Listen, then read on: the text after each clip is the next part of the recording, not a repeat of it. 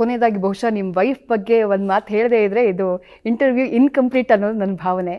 ನೀವು ಮನ ಮೆಚ್ಚಿ ಮದುವೆಯಾದಂಥ ಮಡದಿ ವಿಜೇತಾ ಅವರು 6-7 ತಿಂಗಳು ಹಿಂಗೆ ವರ್ಕಿಗೆ ಹೋಗ್ತೀರಿ ಅಥವಾ ಆ ಮೂರ್ತಿನಲ್ಲಿ ಮುಳುಗೋಗ್ತೀರಿ, ಅದೊಂದು ತಪಸ್ಸು ನಿಮಗೆ.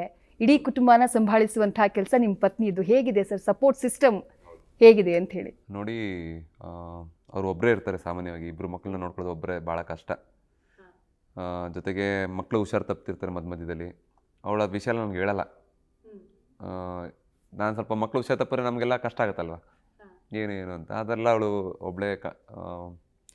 ಒಬ್ಬರೇ ಅದನ್ನೆಲ್ಲ ನೋಡ್ಕೊಂಡು ಹೋಗಿದ್ದಾರೆ. ಈ ಒಂದು ಸಾಧನೆಗೆ ಅವ್ರಿಗೂ ನಾನು ದೊಡ್ಡ ಪಾಲನ್ನು ಕೊಡಲಿಕ್ಕೆ ಇಷ್ಟಪಡಿಸ್ತೀನಿ. ಯಾಕಂದರೆ ನನ್ನ ಮನಸ್ಥಿತಿ ತುಂಬ ಬ್ಯಾಲೆನ್ಸ್ ಆಗಿರಬೇಕಾಗತ್ತೆ.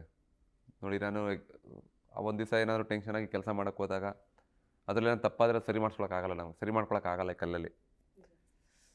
ಸೊ ಅದಕ್ಕೆ ಅವ್ರು ತುಂಬ ಸ್ಪಂದಿಸಿದ್ದಾರೆ.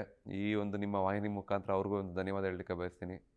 ಜೊತೆಗೆ ನಮ್ಮ ತಾಯಿಯವರು ಸಹ ನನ್ನ ಈ ರೀತಿ ಈ ಒಂದು ನಾನು ಏನೀಗ ಸಂಸ್ಕೃತಿಯನ್ನು ಅವರು ಕೊಟ್ಟಿದ್ದಾರೆ.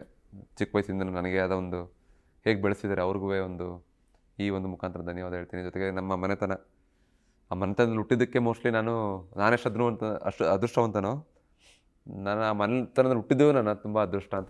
ಧನ್ಯತಾ ಭಾವ ನಿಮ್ಮಲ್ಲಿದೆ. ಹೌದು ಮೇಡಮ್. ಇಲ್ಲ ನೋಡಿ, ಈಗ ನಮ್ಮ ತಾತ ಇದು ನಾಲೆಜ್ ಟ್ರಾನ್ಸ್ಫರ್ ಅಂತ.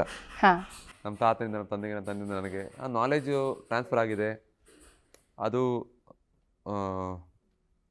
ಏನಂತಾರೆ, ಕಲೀಲಿಕ್ಕೆ ನಮ್ಮ ತಂದೆನೂ ಈ ಕೆಲಸ ಕಂಟಿನ್ಯೂ ಮಾಡ್ಕೊ ಬರ್ತಿದ್ರು. ಸೊ ಭಾಳಷ್ಟು ಇತಿಹಾಸ ಇದೆ. ಒಂದು 300 ವರ್ಷ ಶಿಲ್ಪಿತನ ಅವರೆಲ್ಲರ ಶ್ರಮ ನನಗೆ ಆಶೀರ್ವಾದ ತಗೊಂತ ಹಾಕ್ಬಿಟ್ಟಿದ್ದಾರೆ ದೇವರು.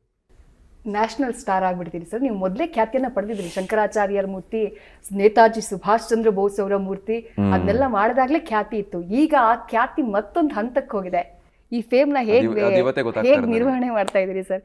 ಎಷ್ಟು ಪ್ರೆಷರ್ ಆಗ್ತಾ ಇದೆ ಅಂತ ಹೇಳಿ ಅದು ಇವತ್ತೇ ಗೊತ್ತಾಗ್ತಾ ಇರೋದು ನನಗೆ. ನಾನು ತುಂಬಾ ಸುಖವಾಗಿ ಒಬ್ಬನೇ 4 ಗೋಡೆ ಮಧ್ಯದಲ್ಲಿ ಇದ್ದೆ.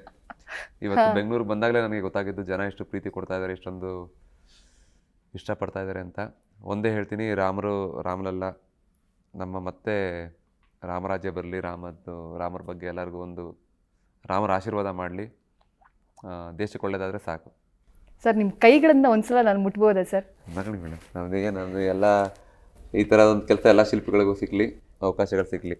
ರಾಮನನ್ನು ಮುಟ್ಟಿದಂಥ ಕೈ, ರಾಮನನ್ನು ಕೆತ್ತಿದಂಥ ಕೈ ಇದು. ಇಷ್ಟೊತ್ತು ನಮ್ಮ ಜೊತೆ ಮಾತನಾಡಿದ್ರಿ ಸರ್. ನನಗೆ ರಾಮನಲ್ಲಿದ್ದಂಥ ವಿನಯತೆ ನಿಮ್ಮಲ್ಲಿ ಕಾಣಿಸ್ತು ಅಂತ ಹೇಳಿದ್ರೆ ಬಹುಶಃ ಉತ್ಪ್ರೇಕ್ಷೆ ಆಗಲಿಕ್ಕಿಲ್ಲ. ಸಮಯ ಇಷ್ಟು ಹೊತ್ತಾಗದೆ ಇಷ್ಟು ಸಹನೆಯಿಂದ ನಮ್ಮ ಜೊತೆ ಮಾತನಾಡಿದ್ರಿ. Right sir, thank you sir, thank you ಕಾರ್ಯಕ್ರಮದಲ್ಲಿ ಭಾಗಿಯಾಗಿದ್ದಕ್ಕೆ. ಇದಾಗಿತ್ತು ಈ ಹೊತ್ತಿನ ವಿಶೇಷ. ಕ್ಷಣದ ಮಾಹಿತಿಗಾಗಿ ನೋಡ್ತಾ ಇರಿ ನ್ಯೂಸ್ ಫಸ್ಟ್, ನಿರ್ಭೀತಿಯಿಂದ ನಿಮ್ಮ ಪರವಾಗಿ. ನ್ಯೂಸ್ ಫಸ್ಟ್, ನಿರ್ಭೀತಿಯಿಂದ ನಿಮ್ಮ ಪರವಾಗಿ.